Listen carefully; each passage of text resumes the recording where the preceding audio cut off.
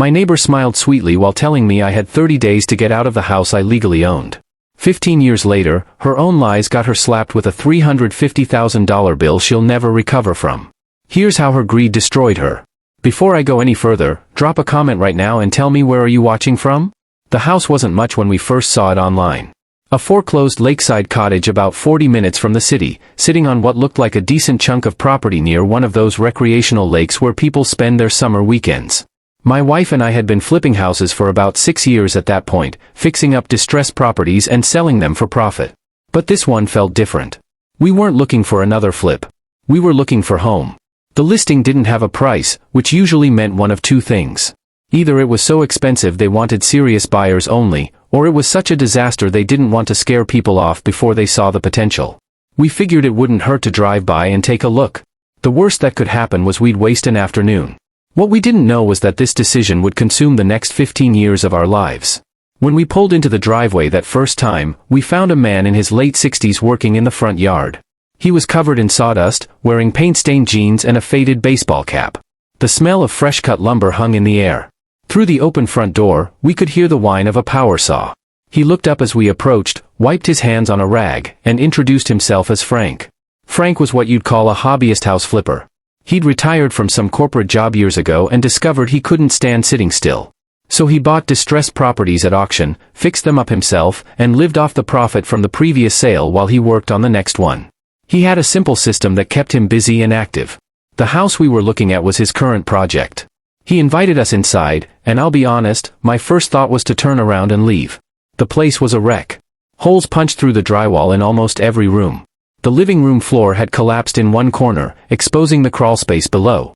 The kitchen was gutted down to the studs. Mud was caked on walls in the bedrooms. It looked like a tornado had torn through the interior. But Frank walked us through his vision. He showed us the bones of the house, the solid foundation, the good roof structure. He explained what he'd already fixed and what still needed work. And slowly, we started to see it. The way the afternoon sunlight streamed through the windows. The view of the lake through the trees. The spacious layout that would be perfect for the family we were planning to start. Then Frank said something that stuck with me. He leaned against the kitchen counter and said, "I need to warn you about something. The neighbor across the street, Margaret Brennan. She's going to be a problem." I laughed it off at first. Every neighborhood has difficult people. But Frank's face stayed serious. He told us that the previous owner, a guy named Kyle, had lost the house to foreclosure after getting arrested on drug charges. Kyle had stopped paying property taxes years ago, even though his mother Margaret paid every other bill he had. Water, electric, garbage, all of it went to her mailbox. But the property tax notices went to him, and he ignored them until the county seized the property and put it up for auction. Frank bought it for almost nothing. A steal, he called it. But from the day he took ownership, Margaret had been at his door. Sometimes crying, sometimes threatening, always insisting the house belonged to her family and he'd stolen it. She'd show up while he was working and stand in the yard watching him. She'd stop by with her friends and point at the house, talking loud enough for him to hear about how someone had robbed her blind. "She's never going to accept that this house isn't hers," Frank said. "I'm telling you now so you know what you're getting into." We thanked him for the warning but didn't think much of it. We dealt with difficult neighbors before. How bad could one older woman be? That question would haunt me for years. Frank explained that he couldn't finish the renovation. His sister in another state had gotten sick, and he needed to go be with her. He didn't have time to complete the work and didn't want the hassle of managing it from a distance. If we could find a way to finance it, he'd sell it to us at a price that reflected its current condition. The house was livable enough to pass a basic inspection, but it needed months of work to be truly finished. We spent the next 2 weeks scrambling. We called every bank we knew. Most laughed at us when they saw the condition of the property. But we had a realtor friend who connected us with a lender willing to take a risk. The terms were strict. We'd have 2 weeks after closing to bring the house up to code and pass a full inspection, or they'd default the loan and auction the property. If we failed, we'd lose everything. We took out a loan for twice what Frank was asking. He gave us back half the money, and we used it to buy materials and hire help for the most critical repairs. Frank couldn't do the physical work since he was leaving, but he spent hours with us going through exactly what needed to be done. How to bring the electrical up to code. Which walls absolutely had to be finished before inspection. What corners we could cut temporarily and what had to be perfect. We closed on a Friday.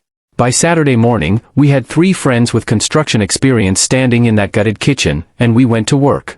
For 2 weeks straight, we barely slept. We patched holes, replaced subflooring, ran new wiring, installed fixtures, painted, and cleaned. My wife and I took turns making supply runs while the others kept working. We ordered pizza at midnight. We drank coffee by the pot. We pushed through exhaustion and doubt and the constant fear that we wouldn't make the deadline. And somehow, we did it. The inspector walked through on day 13 and signed off. The house wasn't beautiful yet, but it was legal. It was ours. We'd spent $50,000 buying it from Frank and another $75,000 on materials and immediate repairs. We still had months of cosmetic work ahead of us, but we'd crossed the most dangerous threshold. We'd kept the loan. We'd kept the house. We started moving our furniture in on a Thursday afternoon. I was carrying boxes from the truck when I saw her. A woman in her early 60s walking across the street from the house directly opposite ours.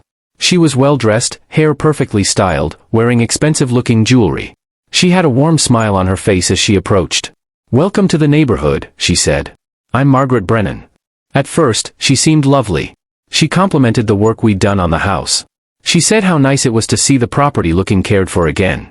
She asked where we were from, what we did for work, all the normal neighborly questions. We chatted for maybe 10 minutes, and I remember thinking Frank had been paranoid. This woman seemed perfectly pleasant. Then, as we were wrapping up the conversation, she tilted her head slightly and said, "I do need to tell you something, though. This house actually belongs to me." I thought she was joking. I actually laughed. But her smile didn't waver, and her eyes stayed locked on mine. "I'm so sorry this happened to you," she continued, her voice dripping with sympathy. "I really am. You seem like nice people, and I hate that you got caught up in this scam. But my son owned this property, and the man who sold it to you had no legal right to do that. It's my family's house. It's been in our family for generations." My wife's hand found mine. I felt her grip tighten. Margaret sighed deeply, like this was as painful for her as it was for us. "I'll give you 30 days to make arrangements," she said. "I understand you'll need time to find another place. I'm not heartless. But after 30 days, I'll need you to vacate the property." She said it so calmly. So matter-of-factly. Like she was doing us a favor by giving us a month to pack up and leave the house we'd just spent every dollar we had to buy and repair. We'd heard horror stories about deed fraud. About scammers who sell properties they don't own, leaving innocent buyers homeless and broke. Standing there with Margaret, watching her sympathetic smile, feeling the weight of everything we'd invested, I felt my stomach drop. What if Frank had scammed us? What if we'd just lost everything? "We'll look into this," I managed to say. My voice sounded distant to my own ears. "Of course," Margaret said. "Take your time. I know this must be devastating. The full 30 days, dear. I insist." She walked back across the street, and I watched her go. My wife and I stood there in our driveway, surrounded by boxes of our belongings, staring at the house we'd nearly killed ourselves to save. For 3 days, we barely spoke. We were too terrified to even unpack. Then we started making phone calls. And that's when everything changed. The bank officer actually laughed when I explained what Margaret had told us. Not a cruel laugh, but the laugh of someone who'd heard something absurd. "Ma'am," she said, "you legally own that property. There is absolutely no question about it. Your names are on the deed, the title is clear, and the chain of ownership is completely legitimate." We drove to the courthouse and pulled the deed ourselves. There it was, in black and white. Our names. Legal ownership transferred from Frank to us. Everything properly recorded and filed. We called Frank, and he sighed when I mentioned Margaret. "She did the same thing to me," he said. His voice sounded tired. "Showed up every week for months demanding I leave. Accused me of theft. Told everyone in the neighborhood I'd stolen her family's property. I started keeping a log of every time she came by, every threat she made, just in case I needed it later." He explained the full backstory. Kyle, Margaret's son, had been a mess. Drug problems, legal problems, a complete inability to manage his own life. Margaret had enabled him for years, paying his bills, cleaning up his mistakes, bailing him out over and over. But she kept everything in her name. The utilities, the accounts, all of it. Everything except the property tax, because the property was in Kyle's name. And Kyle never paid it. When Kyle got arrested and the house went to auction for unpaid taxes, Margaret had apparently been caught completely off guard. She'd assumed Kyle was handling it. By the time she found out, the house was already scheduled for auction. She could have bought it back then. She had money. But according to Frank, she refused to bid. She told people it was theft, that she wouldn't pay for something that already belonged to her family. So Frank bought it for a fraction of its value, and Margaret had been living in denial ever since. We thought that would be the end of it. We had proof. Legal documentation. Official records. Margaret would have to accept reality and move on. We were wrong. So incredibly wrong. When Margaret came back a week later asking when we'd be moved out, we explained everything. We showed her copies of the deed. We explained that we'd verified ownership through the bank, the courthouse, and the realtor. We told her we weren't going anywhere because the house was legally ours. Her mask cracked. Just for a second, I saw rage flash across her face before she smoothed it back into that sympathetic smile. Then she started crying. Real tears streaming down her cheeks, her voice breaking as she spoke. "This property has been in my family for generations," she said. "My son made mistakes. I know that. But Frank took advantage of the situation. He stole this house while we were dealing with Kyle's arrest. We were confused, overwhelmed, and he swooped in like a vulture." My wife, bless her heart, actually felt bad for a moment. I almost did too. But something about the performance felt rehearsed. "Why didn't you buy it at the auction?" I asked. Margaret's tears stopped like someone had flipped a switch. "I refuse to pay for something that rightfully belongs to me," she said coldly. "We tried to be reasonable. We offered to sell the house to her. We'd put in $75,000 in repairs already, plus the $50,000 purchase price. The house was easily worth $250,000 in its current market condition. We offered to sell it to her for $100,000, barely above what we had invested. We'd essentially be giving her the house at cost, taking a massive loss on our labor alone." She countered with $40,000. When I pointed out that we'd paid Frank $50,000 for the property, she called me a liar to my face. "This house was a complete dump," she said, her voice rising. "There's no way it was worth that much. You're trying to rob me just like he did." She'd gone from tears to insults in under 5 minutes. She called us thieves. Scammers. Said we were criminals taking advantage of her family's tragedy. My wife was the one who finally snapped. She told Margaret to get out of our house and never come back. We wouldn't sell to her for any price. Margaret's face went red. She screamed at us as she walked out, hurling insults and threats. But what really hurt came later. Within a week, the entire neighborhood thought we were criminals. Margaret had told everyone we'd somehow stolen her family's property. Neighbors who'd waved at us before suddenly looked away when we drove past. People we'd introduced ourselves to cross the street to avoid us. We'd go to check the mail and see people staring from their yards, whispering to each other. We tried to ignore it. We focused on finishing the house. We kept to ourselves. But the isolation was crushing. We'd moved to this neighborhood dreaming of community, of friendly neighbors and backyard barbecues. Instead, we were pariahs. Then one afternoon, I looked out the window and saw a man standing in our driveway. He was over 6 feet tall, bearded, and he was holding a shotgun. My wife grabbed my arm. "Should we call 911?" she whispered. In this neighborhood, that wasn't much of an option. We were rural enough that the sheriff's response time was measured in half hours, not minutes. And something Frank had told us suddenly clicked into place. He'd mentioned a guy named Jake Patterson, retired county sheriff who'd made himself the unofficial peacekeeper of the neighborhood. Frank had said Jake was actually a decent guy, reasonable and fair, but he didn't tolerate troublemakers. I took a breath and made a decision that probably saved our entire situation. I opened the door, walked outside, and said, "You must be Jake. Come on in. Let me get you a beer, and we can talk about whatever Margaret told you." Jake studied me for a long moment. Then he nodded. "You've got 10 minutes to explain why I shouldn't run you off this property myself." We sat at our kitchen table for almost 3 hours. Jake kept his shotgun leaning against the wall but never touched it again. We walked him through everything. The auction records. The deed. The bank documentation. Frank's phone number, which Jake called right there at the table. We showed him the repairs we'd done, the inspection reports, every piece of evidence we had that we were the legitimate owners. About an hour in, Jake started shaking his head. "Should have known better," he muttered. "Margaret's pulled this kind of thing before." By the time he left, he'd apologized 3 times. He explained that Margaret owned the only convenience store for miles, and because of that, she had a lot of social power in the neighborhood. People liked her. They depended on her. And they tended to believe what she told them. "People will believe her over you," Jake warned us as he walked to his truck. "I'll try to set some folks straight, but she's got a lot of influence. Just keep your heads down and don't give anyone a reason to side with her." We tried. We really did. But Margaret wasn't done with us. Not even close. What she did next would drag on for years and eventually cost her everything. Years passed. We settled into the house, finished the cosmetic work, made it truly ours. The neighborhood slowly warmed to us as people realized we weren't leaving and Margaret's story didn't quite add up. We made a few friends. Not many, but enough that we didn't feel completely isolated anymore. We started planning our dream addition. A privacy fence around the backyard and a pool for the summers. The lake was nice, but having our own space to relax without driving anywhere sounded perfect. We wanted to make sure we placed the fence correctly, though. The last thing we needed was another dispute with Margaret. So we went back to the courthouse and got an official copy of the property deed with the survey map attached.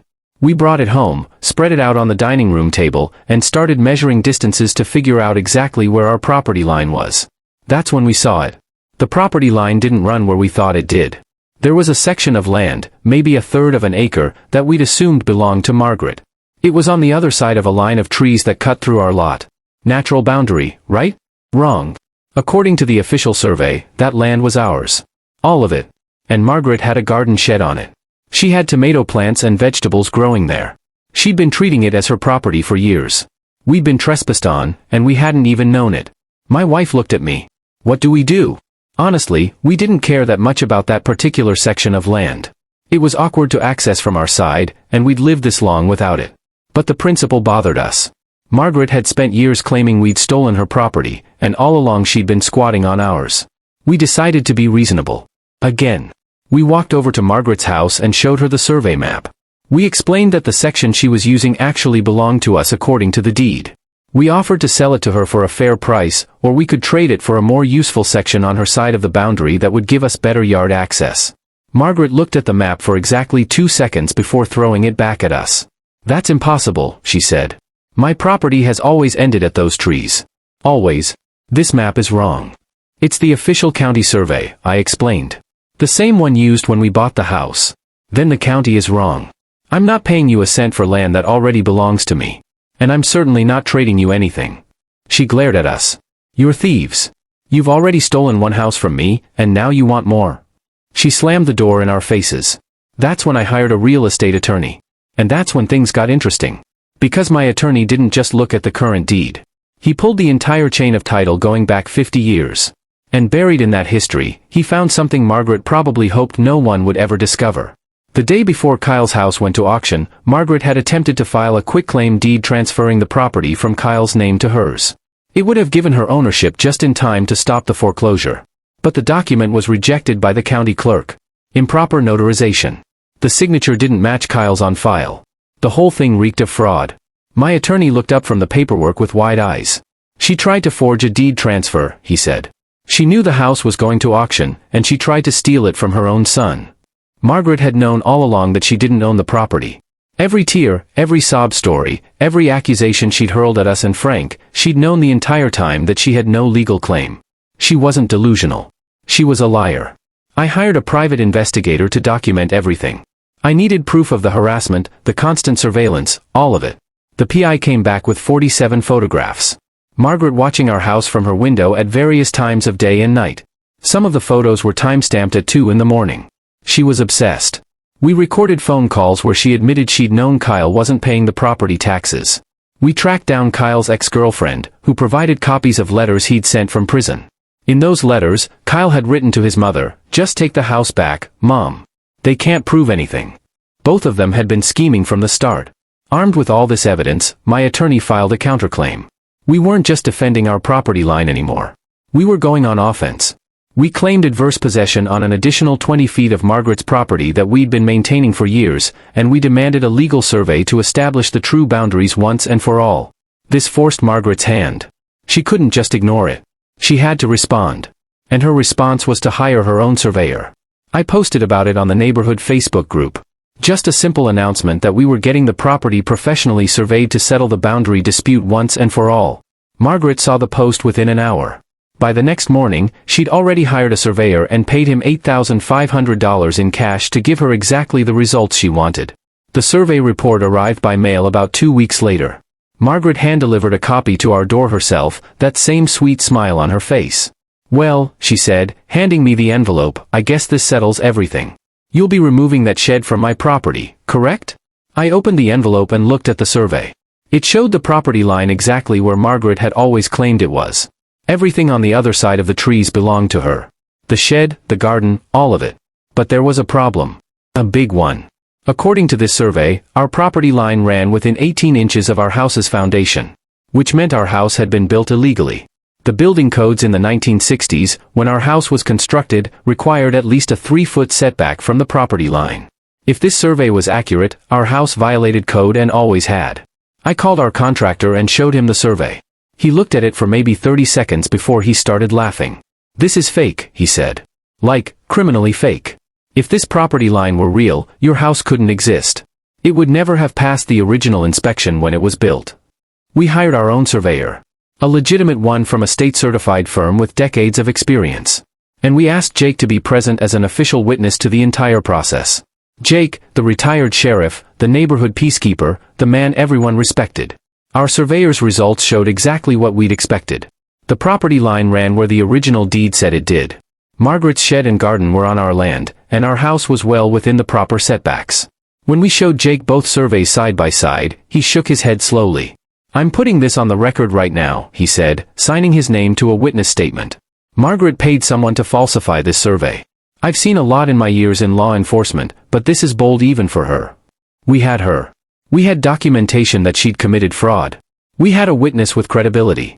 We had everything we needed to take her to court and win. But we didn't want a court battle. We wanted her to commit to the lie so completely that it would destroy her. So we waited. And 2 years later, Mother Nature gave us exactly what we needed. The ice storm hit on a Tuesday night in January. We'd had storms before, but this one was brutal. The temperature dropped to 15 degrees, and freezing rain fell for hours. Everything was coated in a thick layer of ice. Power lines snapped. Tree branches cracked under the weight. And at 3 in the morning, we heard it. A sound like a gunshot, followed by a roar like thunder. The massive oak tree on the disputed section of property, the same tree that had stood for probably 80 years, split down the middle and fell across the road. We heard the crash and the crunch of metal. Someone screamed. We ran outside in our pajamas and saw devastation. The tree had destroyed our neighbor's historic barn on the other side of the street. The barn that had been standing since the 1890s was now crushed timber and twisted metal. But that wasn't the worst part. A vintage Mercedes, one of those pristine classic cars that wealthy collectors drive maybe twice a year, sat crumpled under the tree's main trunk. The driver had been passing by at the exact moment the tree fell. He'd survived but was climbing out of the wreckage shaking and screaming. Margaret came running from her house. "That's not my tree," she yelled, pointing at us. "That's their tree. It's on their property." The driver, still shaking from the accident, turned to look at us. "Is that true?" I felt my wife's hand find mine in the darkness. We looked at each other, and I knew we were thinking the same thing. "Actually," I said slowly, pulling out my phone to shine a light on the fallen tree stump, "according to your surveyor's report, Margaret, that tree is on your property." Margaret's face went pale. No, that's not, the tree is clearly on your side of the line." "Not according to the official survey you paid for and submitted to the county," I said. "The one you insisted was accurate. That tree is yours." The insurance company didn't waste time. Within 48 hours, they'd hired a forensic arborist to examine the tree. His report was damning. The tree had obvious decay in its core. Any property owner doing basic maintenance should have noticed it years ago. County ordinance required property owners to remove hazardous trees within 100 feet of public roads, and this tree was maybe 20 feet from the street. The owner had been negligent, and that negligence had caused extensive damage. The Mercedes owner's insurance company sued for $240,000. The classic car had been worth a fortune, and it was totaled. Our neighbor across the street sued for $85,000 for the barn. Margaret was being taken to court for $325,000 in damages. Her attorney tried to argue that the property line was disputed. But the insurance companies didn't care about disputes. They cared about official records. And according to the official survey on file with the county, the survey that Margaret herself had commissioned and submitted, the tree was unquestionably on her property. Our attorney filed a motion to join the lawsuit. We presented both surveys side by side. Margaret's fraudulent one that placed the tree on her land, and our legitimate one that actually placed it on our land. We explained to the court that Margaret had paid a surveyor $8,500 in cash to falsify results. Then our attorney dropped the real bomb. He pointed out that Margaret's survey placed our property line 18 inches from our foundation, which violated 1960s building codes. "This survey is obviously fraudulent," he told the judge. But Mrs. Brennan insisted it was accurate. She submitted it to the county as an official document. She directed the insurance companies to use it. She is bound by its results. The insurance investigator started digging into the surveyor. They subpoenaed his client list and every survey he'd done in the past 8 years. What they found was shocking. The surveyor had falsified 27 other surveys. 27. His clients included major developers, wealthy landowners, people in ongoing boundary disputes. He'd been running a fraud operation for years, getting paid to make property lines appear wherever his clients wanted them. When the state licensing board called him in for a deposition, he walked in cocky. He probably thought he could talk his way out of it, cast doubt on the accusations, maybe blame a software error or measurement mistake. But when the judge asked him directly, under penalty of perjury, "Is this survey accurate?" something in him broke. Maybe it was the weight of everything he'd done. Maybe he realized he was facing criminal charges no matter what and decided telling the truth was his only option. "No, Your Honor," he said, his voice barely above a whisper. "Mrs. Brennan paid me $8,500 in cash to place the property line where she wanted it." The courtroom went silent. Margaret made a choking sound. Her attorney's head dropped into his hands. The prosecutor stood up. "How many other surveys have you falsified?" The surveyor started crying. "I don't know. 20, maybe 30. I don't know." He lost his license that day. He faced multiple criminal fraud charges. His clients, including several major developers, descended on him with lawsuits. He declared bankruptcy within 6 months. And Margaret? The district attorney filed conspiracy to commit fraud charges against her. She'd paid someone to falsify an official government document. That was a crime. The judge ruled on the tree liability first. The tree was on Margaret's property according to her own fraudulent survey, and she was bound by that document. She owed the full $325,000 in damages. Her insurance company refused to cover it, citing fraud exclusions in the policy. Our attorney then filed additional claims. Slander of title for all the years she'd spread lies about our ownership. The harassment and emotional distress documented by the private investigator. The cost of obtaining a legitimate survey to correct the fraudulent one. Another $90,000 in damages. Margaret owed $415,000, and she didn't have insurance to cover any of it. But the criminal charges were what really destroyed her. Margaret could have fought them, but her attorney advised against it. The evidence was overwhelming. The surveyor had confessed. The paper trail was clear. Fighting it would cost a fortune in legal fees, and she'd probably lose anyway. She took a plea deal. Pleaded guilty to a misdemeanor to avoid felony charges. 2 years. Probation and a $50,000 fine. She now had a criminal record. A conviction for fraud. The day she was arrested, I watched from across the street. She cried in the parking lot as the police put her in the car. But I didn't feel satisfaction. I felt tired. All of this, 15 years of conflict, hundreds of thousands of dollars in damages, all because she couldn't accept that her son had lost his house through his own negligence. Kyle got arrested again around the same time. That vandalism incident from years before, where he'd spray-painted our fence, violated his parole. Jake personally arrested him. He told me later it was the highlight of my retirement. Kyle went back to prison for 4 years. The local news picked up the story. A reporter did an investigative piece on the surveyor fraud ring and interviewed 6 other homeowners who'd been in boundary disputes with Margaret over the past 20 years. 6 families, all with stories of Margaret using intimidation, false claims, and lies to try to take their land. The news report aired at 6 p.m. By 6:30, Margaret's Facebook was flooded with angry comments. Her best friend, a woman she'd known for 30 years, posted publicly, "I can't believe I defended you." Margaret's antique shop lost 75% of its business within 3 months. People refused to buy from her. They called her, "that fraud lady." Her regular customers, the people who'd shopped there for years, drove the extra 30 minutes to the next town rather than give her their money. She tried to weather it, but without the summer tourist crowd and with the neighborhood boycotting her, the shop hemorrhaged money. She was forced to sell it at a massive loss just to pay part of her legal judgments. She had to sell 3 acres of her property. She downsized from her large house to a smaller place. Her friends abandoned her. The neighborhood association uninvited her from meetings. She became a recluse. And every single day, she had to look across the street at us. Living in the house she'd tried to steal, on property that was now bigger than before because the court had awarded us that disputed third of an acre through adverse possession. As a penalty for the fraud, the county also transferred an additional 15 feet of Margaret's property to us. We built our privacy fence. We installed the pool we'd always wanted. We converted Margaret's old shed, the one that had been on our property all along, into a pool house. We painted it blue and hung a sign, EST 2019. The day we broke ground on the pool, I saw Margaret watching from her window. I waved at her. She closed the curtains. Jake lobbied the county to pass new surveyor oversight laws. Mandatory random audits, stricter licensing requirements, heavier penalties for fraud. They called it the Brennan Law in unofficial conversations. Named after our favorite neighbor. 3 of the other families Margaret had victimized filed civil suits using our case as evidence. She lost those too.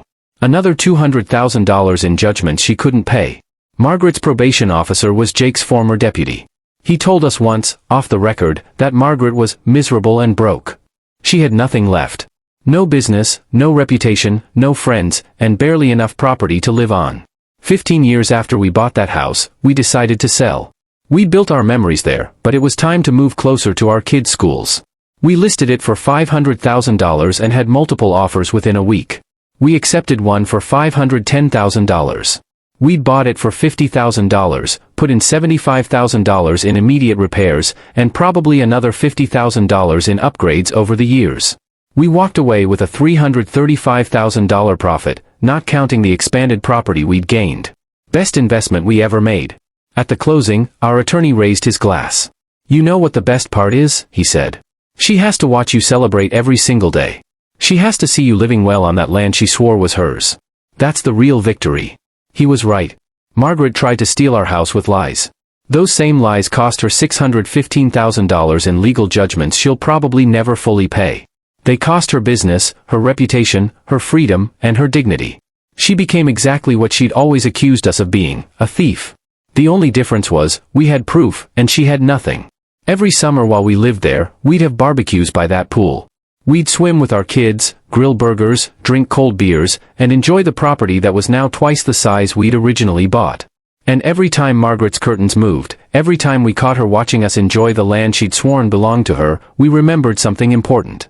Sometimes the best revenge isn't elaborate schemes or dramatic confrontations.